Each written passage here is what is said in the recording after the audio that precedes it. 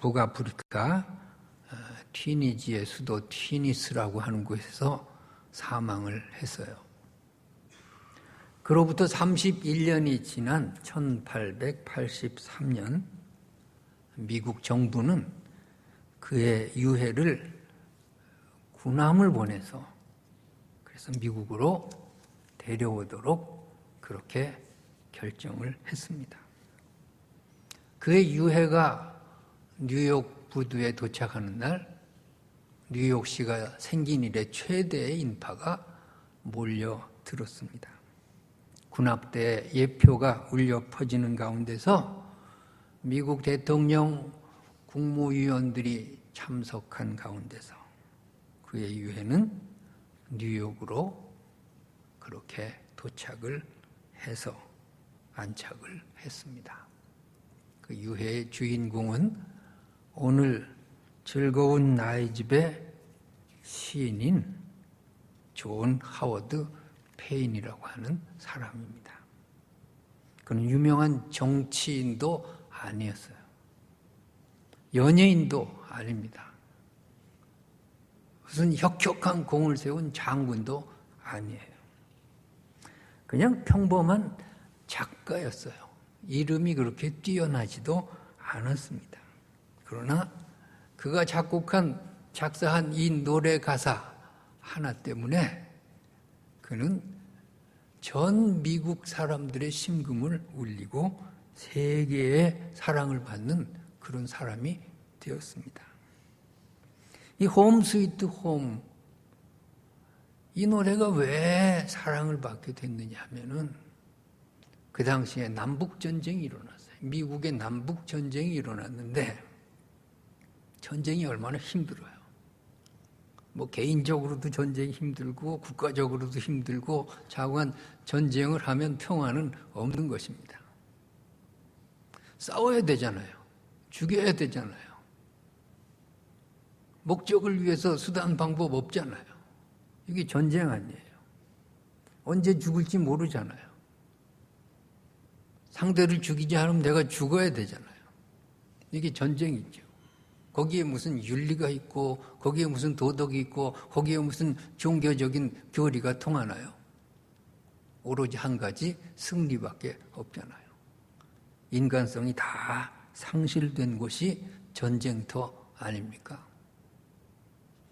군인들이 집을 떠나서 내일을 기약할 수 없는 그 현장에서 하루하루 파리목숨으로 살아가고 있고 인격이고 뭐고 하나도 없는 그곳에서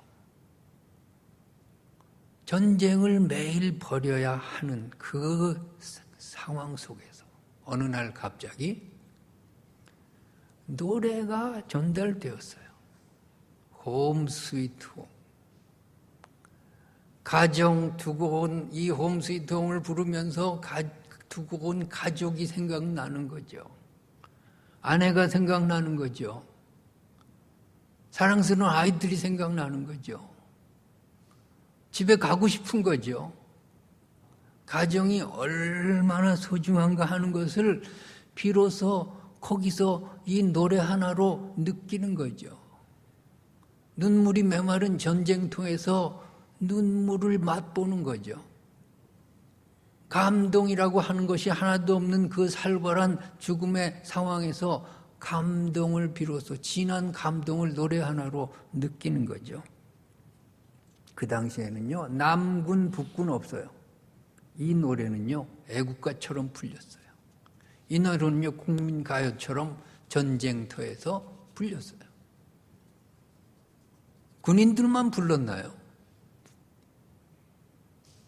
남편을, 자식을 전쟁터에 보낸 가정에 남겨준 가족들이 이 노래를 부르기 시작했어요. 그러면서 남편을 그리고 자식을 그리면서 이 노래는 전 미국에 퍼지고 말았습니다.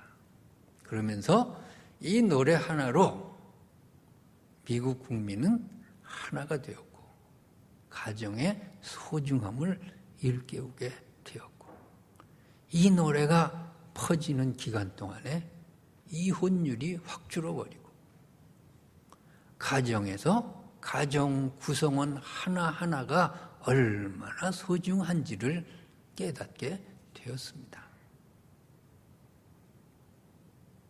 저는 찬송가도 이런 노래가 하나 있었으면 좋겠습니다. 세상에서 가장 아름다운 공동체가 뭐겠습니까? 인간이 이룬 가정 그 이상의 공동체는 없는 것입니다. 가정이 왜 소중할까요? 거기 사랑이 있어서 그래요. 부부간의 사랑. 전혀 모르던 사람이 부부로 만나서 살아가면서 사랑하는 그 애틋한 사랑. 그것은요, 기적과 같은 것입니다. 어떤 부인은 남편 만나서 얼마 살지 못해가지고 남편이 불치의 병에 걸렸는데 평생을 수발하면서 그렇게 살아요. 그게 뭔가 객관적으로 보면 정말 비참한 거죠. 그런데 사랑이 동기가 되니까 그것을 이겨내고 끝까지 부부의 아름다운 사랑이 그 가정에 있는 것을 보았습니다. 형제 간에 우애가 있습니다. 그리고 부모와 자식 간의 사랑이 세상 어디에도 찾아볼 수 없는 그 아가페를 닮은 사랑이 부모와 자식 간에 있는 것입니다. 여러분이 자식을 생각할 때 어떤 사랑이 있습니까? 그것이 하나님이 우리에 대한 사랑인 줄로 믿습니다. 우리는 자식을 키우면서 비로소 하나님이 나를 어떻게 사랑하셨나 하는 것을 조금 맛보는 것입니다. 어떻게 그걸 다 알겠습니까? 조금 맛보면서 정말 하나님의 사랑에 감격해야 하겠습니다. 그래서 가족 구성원 중에 누구 하나라도 결손이 생기면 그 다음에는 힘든 것입니다. 그리운 것입니다. 떠난 사람에 대해서 애틋함이 평생 남아 있는 것입니다. 오늘은 어린이 주일로 우리가 지키고 있습니다. 가정에서 누가 웃음을 줍니까? 어린아이가 있을 때 비로소 웃음이 있는 것 아니겠습니까? 어린아이는 말썽도 많이 피지만 그러나 우리에게 웃음을 줍니다. 부부가 아무리 사랑한다 그래도요, 10년, 20년 지나면요, 할 말이 별로 없어요. 그런데 아이가 생기면요, 그 아이 때문에 웃고 아이 때문에 부부의 사랑이 더 강해지고 그런 것을 볼 수 있습니다. 부모를 방문할 때 어린아이들을 꼭 데려가시기 바랍니다.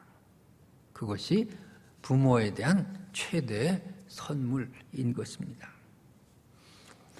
오늘 예수님의 교훈은 어린 아이에게서 배우라고 하는 것입니다. 어린이가 어른들에게 배워야 되는데 어린 아이에게 어른들 보고 배우라고 예수님이 가르쳐 주셨어요. 워즈워즈의 시에 보면 어린이는 어른의 아버지, 그런 시가 있지 않습니까? 하늘의 무지개 바라보면 내 가슴은 뛰노나니 나 어려서 그러하였고 어른된 지금도 그러하거늘 나 늙어서도 그러할지라 아니면 이제라도 나의 목숨을 거둬가소서. 어린이는 어른의 아버지, 원하노니 내 생의 하루하루가 천생에 이러한 경건한 마음으로 이어질지어다. 어린이에게 무엇을 배우라고 예수님은 가르쳐 주시냐 하면은 겸손을 배우라고 가르쳐 주십니다. 오늘 1절 말씀해 보니까 제자들은 누가 크냐 하는 질문을 합니다. 천국에서 누가 크냐? 정말 말도 안 되는 질문 아니겠습니까? 천국에서 큰 자가 있고 작은 자가 있으면 그거 자체가 천국이 아니지 않습니까? 그런데 이 제자들이 천국에서 누가 크냐? 이런 모순된 질문을 하고 있습니다. 천국에서조차 가난한 자와 부한 자가 나뉜다면 그것은 천국이 아니지 않습니까? 권력자와 권력을 가지지 못한 자가 차별받는다면 그것은 천국이 아니지 않습니까? 많이 배운 자와 배우지 못한 자가 구별된다면 그것은 천국이 아니지 않습니까? 천국에 큰 자가 어디 있고 작은 자가 어디 있습니까? 그것 자체가 천국이 아니에요. 그런데 이 제자들은 천국에서 누가 크냐 하는 질문을 예수님께 하고 있는 것입니다. 주님께서는 한 어린아이를 앞에 세우고 대답하십니다. 어린아이 같이 되어라. 어린아이 같이 되지 않으면 결단코 천국에 들어가지 못하리라. 누가 크냐는 질문은 뭘까요? 유명하려는 욕심, 더 가지려는 욕심, 세력을 키우려는 욕심, 마음의 욕심에 대한 표현이 누가 더 크냐 하는 것 아니겠습니까? 욕심의 상태가 뭘까요? 만족이 없는 상태죠. 그렇죠? 만족하고 이대로 감사할 수 있다면 더 이상의 누가 크냐라는 질문은 필요가 없는 것입니다. 누가 크냐라는 질문은 마음속에 만족이 없는 거예요. 이것은 천국이 아니죠. 마음의 천국을 이루지 못했어요. 누가 크냐라는 질문은 감사가 없는 상태죠. 그리고 은혜를 모르는 사람이 이런 말을 하는 것입니다. 예수님은 어린아이에게서 배우라고 하십니다. 천국이 그들의 것이고 천국이 어린아이같이 되지 않으면 못 들어가는 곳이라고 말씀하고 계십니다. 어린아이들은 욕심이 없습니다. 여러분, 이 욕심 없는 어린아이의 마음을 우리가 배웠으면 좋겠습니다. 이대로 만족입니다. 그냥 행복합니다. 아이들은 내일 일을 걱정하지 않습니다. 웃고 명랑합니다. 오늘 이대로 감사할 수 있겠습니까? 여러분, 내일 일을 오늘 염려하지 말고 오늘 이대로 내가 행복할 수 있겠습니까? 그렇게 마음의 천국을 이루고 사시기 바랍니다.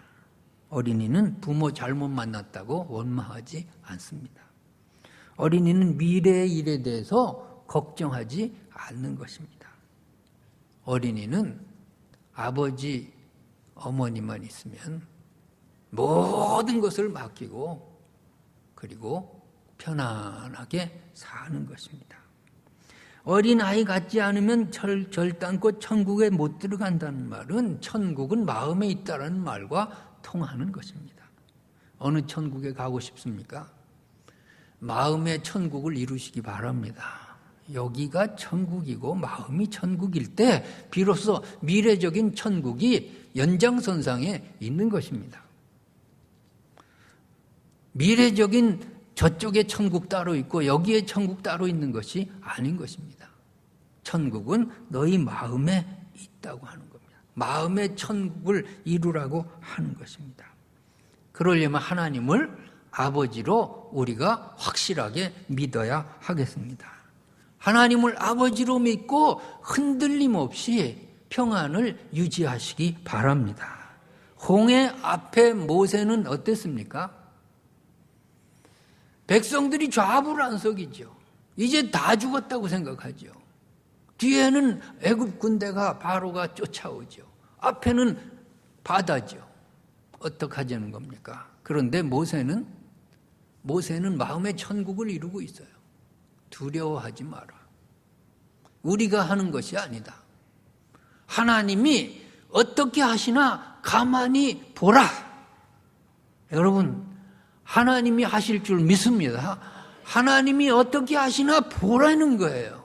우리가 할 일은 없어요. 우리가 할 재주도 없어요. 그런데 하나님이 하시는 것을 보는 거예요. 이것이 천국을 이룬 자가 살아가는 일이에요. 우리가 언제 보장된 인생을 살았습니까? 무엇인가 해결할 열쇠를 내가 가지고 살았나요? 아니에요. 우리는 아무 방법도 없이 살았어요. 그런데 여기까지 살아온 이유는 뭘까요? 하나님이 여기까지 인도하신 줄로 믿습니다. 우리는 홍해를 몇 번 만났는지 몰라요. 그러나 어떻게 건넜는지 우리는 모르지만 하나님이 건너게 하시고 마른 땅을 주시고 은혜를 베풀어 주신 줄로 믿습니다. 그렇습니다. 그 하나님을 다시 한번 믿으시기 바랍니다. 그렇습니다. 그것이 마음의 천국을 이루는 거예요. 그것이 아빠 손을 잡고 있는 어린아이의 마음처럼 되는 거예요. 어린아이에게 배워야 하는 것입니다. 민수기 13장에 보면 가나안의 12 정탐꾼 이야기가 나옵니다. 10명의 정탐꾼과 여호수아와 갈렙 두 사람의 정탐꾼의 보고가 서로 다른 것입니다. 왜 두 부류의 보고가 서로 다를까요? 10명은 사람을 쳐다봤어요. 10명은 사람 중심으로 해석을 했어요. 그래서 이렇게 말합니다. 우리는 능히 올라가서 그 백성을 치지 못하리다. 그들은 우리보다 강하니라. 사람을 본 거예요, 사람을.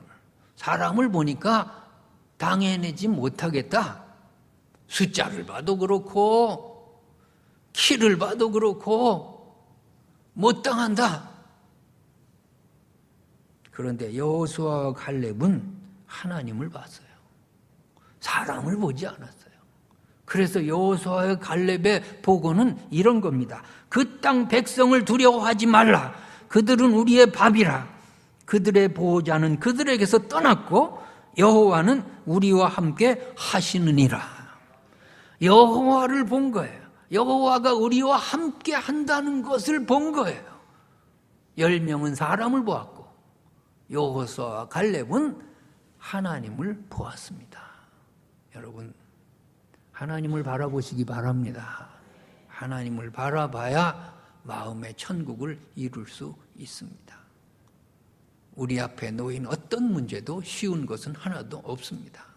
그러나 하나님을 믿고 하나님을 바라보고 하나님께서 하신다라고 하는 그 마음으로 천국을 이루어야 하겠습니다.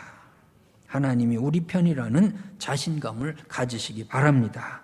사람을 두려워하지 말고 하나님을 믿으시기 바랍니다. 하나님을 바라보시기 바랍니다. 하나님을 믿는 것이 바로 겸손인 것입니다.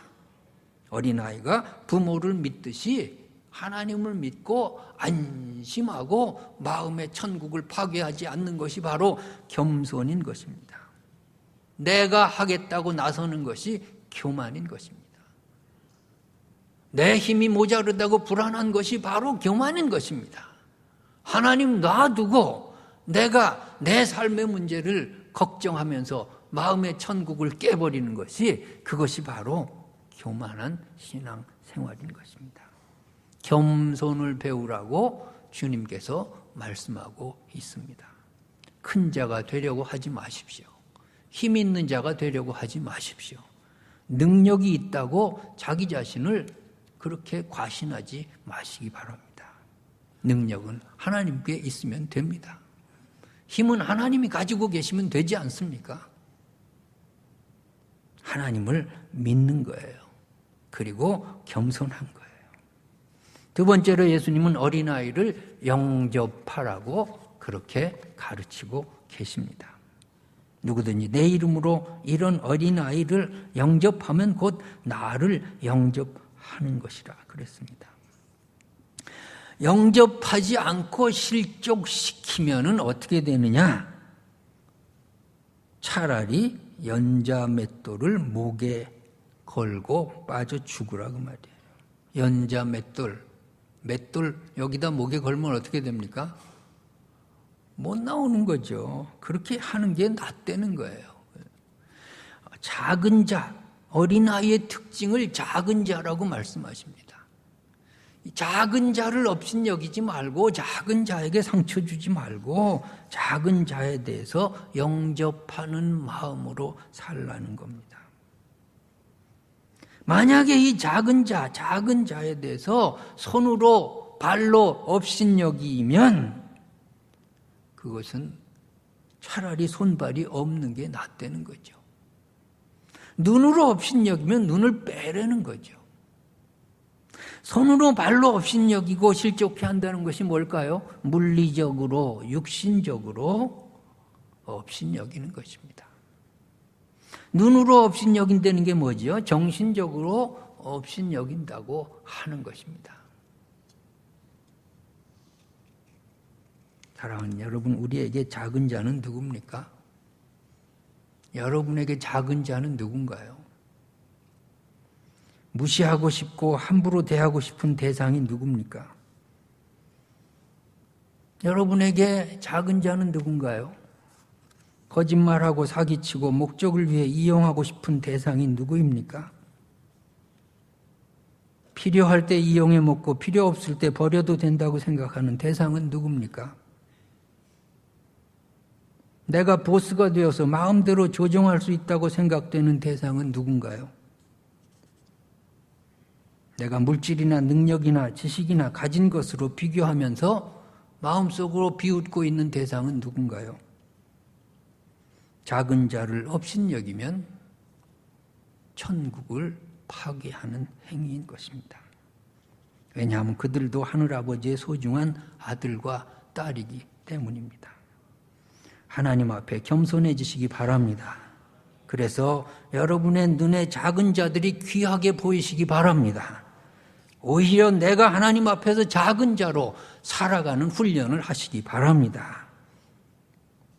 그리하여야 내 마음에 천국을 이룰 수 있습니다.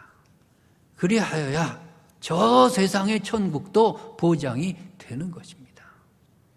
그리하여야 진정한 하나님의 뜻을 이루면서 살 수 있는 것입니다. 자식은 어린아이가 아닙니다. 우리가 본받고 배워야 할 그러한 선생일지도 모릅니다. 그 순수했던 그 시절 우리는 다 잊어버리고 말았습니다. 어린아이를 통해서 회복할 수도 있지 않겠습니까? 자식을 양육한다는 것이 뭡니까? 내 종으로 내가 마음대로 부릴 수 있는 작은 자로 기르는 것입니까? 아니에요. 하나님의 백성으로 양육을 내가 맡은 것뿐입니다. 그래서 우리는 그들을 위해서 기도해 줘야 될 책임이 있는 것입니다. 내가 하라는 대로 그런 사람으로 만들면 안 됩니다.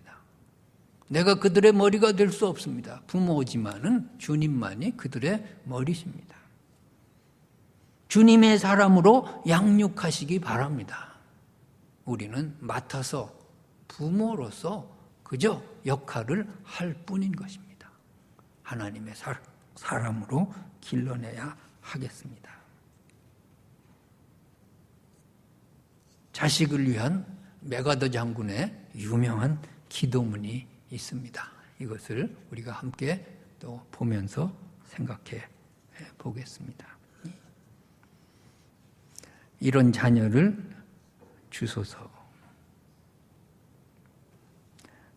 약할 때 자기를 돌아볼 줄 아는 여유와 두려울 때 자신감을 잃지 않는 대담함을 가지고 정직한 패배에 부끄러워하지 않고 태연하며 승리에 겸손하고 온유한 자녀를 주소서.